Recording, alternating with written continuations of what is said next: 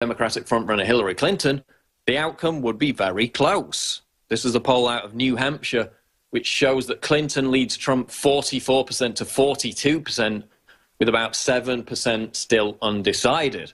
Now, of course, we had the Rasmussen poll back a couple of weeks ago, which, of course, found that Trump was slightly ahead. So, again, a huge shift. That prediction from the political scientist that we featured a few months ago, which was basically laughed at, where he said that Trump would crush Hillary in a landslide. Well, I don't know if that's going to happen, but it certainly looks like he's got the momentum. And remember, you know, when Ann Coulter went on Bill Maher and she said, and this was back in August, I believe, last summer anyway, that Donald Trump would be the Republican nominee. And of course, the crowd howled with laughter. Well, that was proven correct. Now that huge disparity between Clinton and Trump in the polls is narrowing, it seems, with every new poll. Then, of course, you've got the neocons on the right, Bill Kristol, Glenn Beck. Bill Kristol's Never Trump Renegade Party has only 2,700 followers in 20 hours. Bill Kristol and the GOP elites are hurting. On Monday, Never Trumper Bill Kristol went on Newsmax TV and announced he was naming his anti-Trump protest party the Renegade Party. And, of course, all this will do is take votes away from Trump and ensure Hillary Clinton's victory. Obviously, Republican elites want a candidate that is pro-amnesty, pro-Trans-Pacific Trade Agreement, and anti-Trump. The voters want Trump, the elites don't. So Bill Kristol launched this massive Never Trump campaign to coalesce support behind the anti-Trump movement from mainstream conservatives. Basically hasn't got off to a great start. As I speak, they've got around 3,000 followers on Twitter. Not quite the impact they would have expected. Coming up after the break, we're going to get into the Brexit, the vote on Britain leaving the EU, which is set to take place here in around a month's time. There's an excellent new documentary out called Brexit, the movie, and we're going to play a few clips from that and talk about why this is fundamental to defeating the globalist agenda. We'll be right back on The Alex Jones Show. Stay tuned. We are back. It's the fourth hour overdrive of The Alex Jones Show. We're going to get to those Brexit the movie clips in the next segment. This is a key documentary that's been released in full online for free. Anyone can go and watch it just about a month before the big Brexit vote in the UK. Now, of course, that doesn't apply to Americans who can't vote in that, but it's key to get this documentary out to reach people in Britain who can.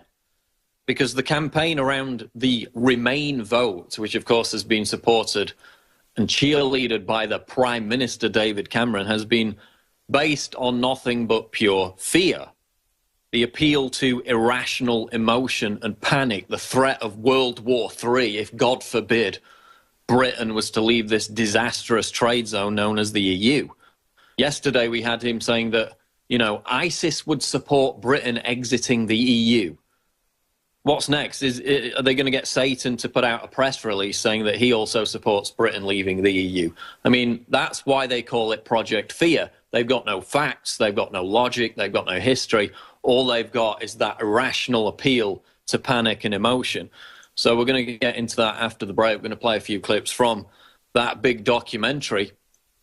Now, Italy, a couple of days ago, came out and basically followed the lead of Russia and was begging their population to have children because they're currently experiencing a demographic meltdown. And now the Pope has come out and said that Muslims must breed with Europeans. This is up on Infowars.com. In a shocking interview, Pope Francis likened Jesus Christ to ISIS and said Muslim migrants must breed with Europeans to counter declining birth rates. Today, I don't think there is a fear of Islam as such, but of ISIS and its war of conquest, which is partly drawn from Islam. He told a French newspaper, it is true that the idea of conquest is inherent in the soul of Islam. Well, read the Quran, it's there in black and white. However, it is also impossible to interpret the objective in Matthew's gospel, where Jesus sends his disciples to all nations in terms of the same idea of conquest. Yeah, I don't recall Jesus sending out his disciples to behead everyone, to force them to pay the jizya, the tax, if they refuse to convert to Islam, and basically driving them from their lands via force. Don't think there's quite the comparison there. But he also said, dreaded hearing about the Christian roots of Europe because to him they take on colonialist overtones.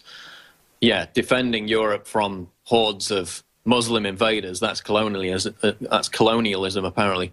And he called on European nations to integrate Muslim migrants into the continent. Listen to this.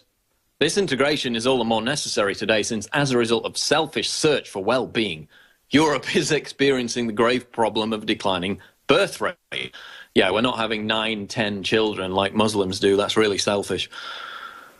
A demographic emptiness is developing, the Pope said. So he basically said that we need to accept the Muslim migrants because then they can breed with Europeans and save us from that demographic disaster, which of course will result in a lot less, not just white people, but Catholics in general.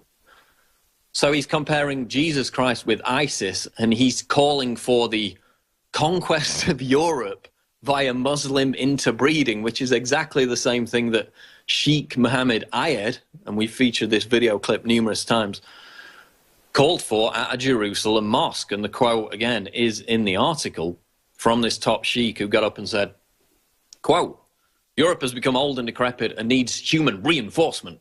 They are not motivated by compassion for the Levant, its people and its refugees. Soon we will trample them underfoot, Allah willing. Throughout Europe, all the hearts are enthused with hatred towards Muslims.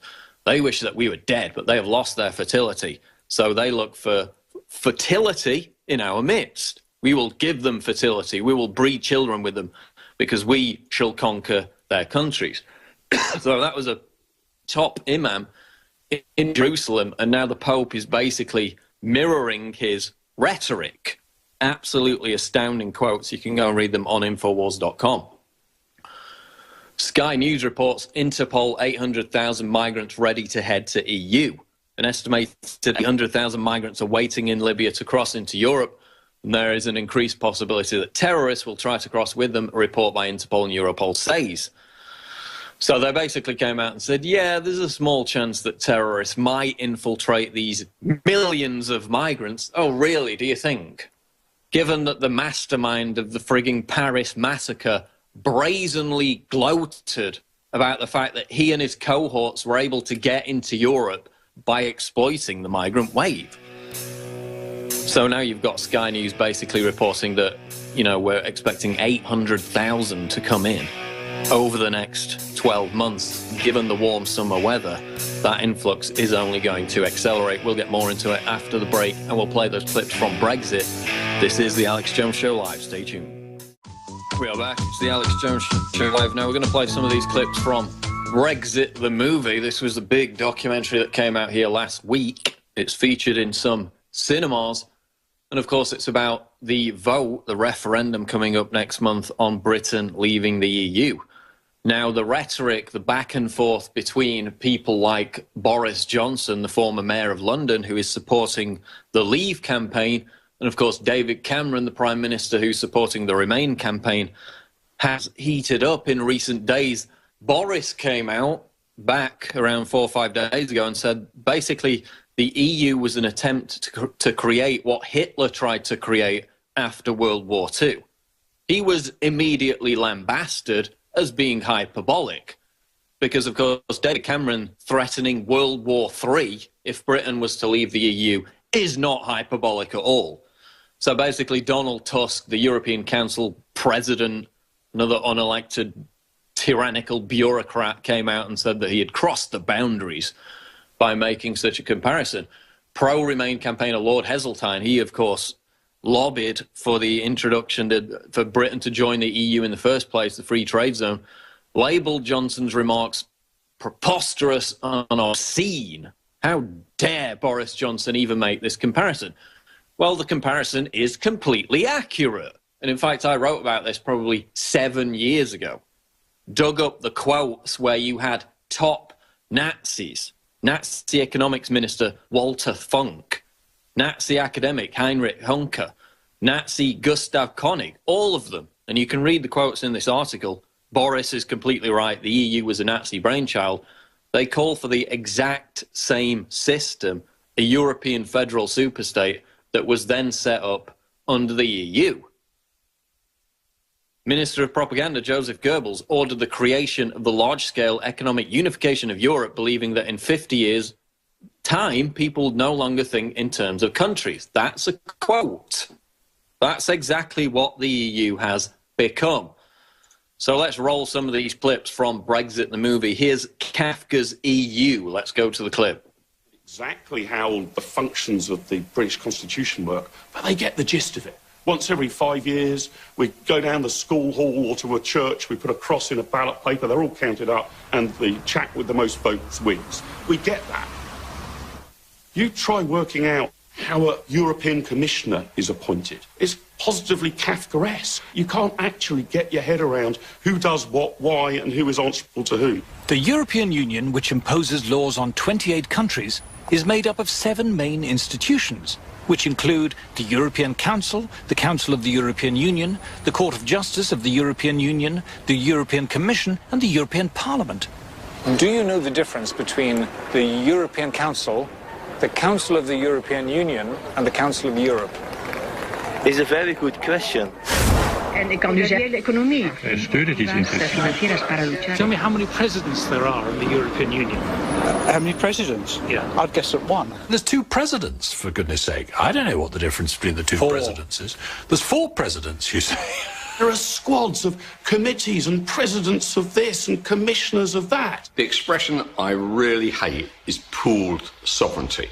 It's bollocks. The people of Slovenia have no more idea than the people of the UK and the people of Sweden or the people of Spain what in fact is going on. I wouldn't profess to understand the detail of how it all works. And I think part of that is deliberate. One side knows. One side is a priesthood and knows how it all works. And the rest of us, ordinary citizens, don't know how it works. A massive transfer of power takes place. It was devised to make sure that the great mass of the people could not control government ever again. So this is a bureaucracy where we don't even have the power to remove the people who govern us. If that's not pure tyranny, then I don't know what is. Why would we want to hand power for the future of our country over to people who are not accountable to anyone? They're not responsible for their own decisions. What kind of terrible idea is that? Moving on to the economy, because there's another clip in this movie where they basically visit some of the fishing ports in northern England to illustrate the fact that the EU has completely decimated the British fishing industry. Fishermen are not allowed to fish right on their own doorstep because, of course, we handed over fishing rights to the EU, who carved it all up and gave rights to countries like the Netherlands, Norway, to fish 3 miles offshore, in some cases, from British territory. So these fish markets, whereas in the past you would have, 12,000 boxes full, teeming of fish laid out in these markets a day, every single day, now it's 200. And they illustrate that in the movie. Again, it put a lot of companies out of business. It put a lot of fishermen out of business. And now we have to import fish from other countries because we're not allowed to fish in our own waters. And in fact, the EU pays fishermen to destroy their own boats. And of course, when it comes down to the consumer level, we have to pay more because we're not allowed to catch our own food. Let's go to this next clip, which is about the economy. This is crony capitalism and the EU. Here's the clip. Big established firms don't mind regulation so much. For a start, it means less competition. Big corporate interests tend to love the EU. It suits their purposes perfectly. All the corporations love the European Union because what it does, it creates the regulations which destroy their smaller rivals. Big business loves regulation. Don't forget that. Big companies can lobby in Brussels, and the amount of money they spend there is staggeringly large. One of the first things that stuns you are the number of invitations on your desk to lunch, breakfast, dinner, champagne receptions, and invariably they come from lobby groups. There are people who make their entire livelihoods out of being professional lobbyists in Brussels. This is where a lot of the lobbying goes on. So you will see the lobbyists from different companies, from NGOs. The returns they get by stifling competition and framing regulations in a way which suits them and keeps other people out is very, very striking. It used to be called a rich man's club. And that is, by and large, what it is. So again, these big businesses love the regulations that the EU imposes.